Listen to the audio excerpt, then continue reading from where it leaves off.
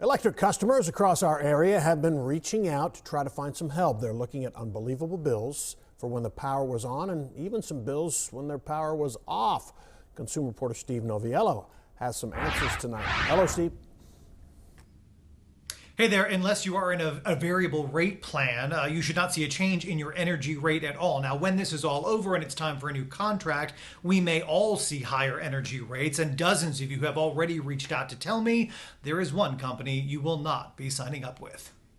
There's a meter here on this house, and then there's a meter actually out here. Ty Williams and his family were among the lucky ones during this week's storm. No, we never lost power.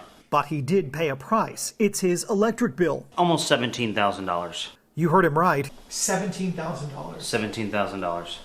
3 meters, 5 days. He's a customer of a company called Griddy. Griddy is real-time access to the power grid wholesale, which is great most of the time. Except when it's not. This week, wholesale prices were so high they hit a state-imposed cap.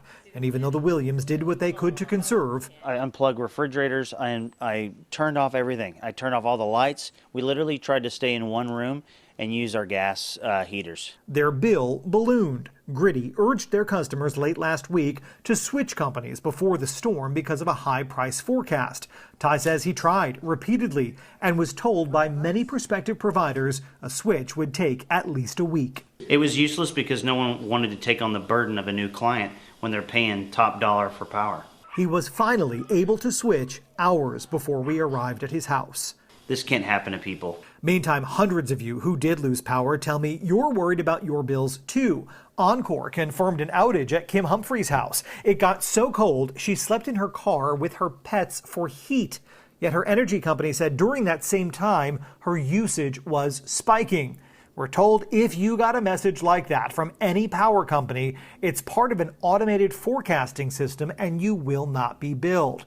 But Scott Blackburn says he was. Take a look at his TXU app on the days he had no power.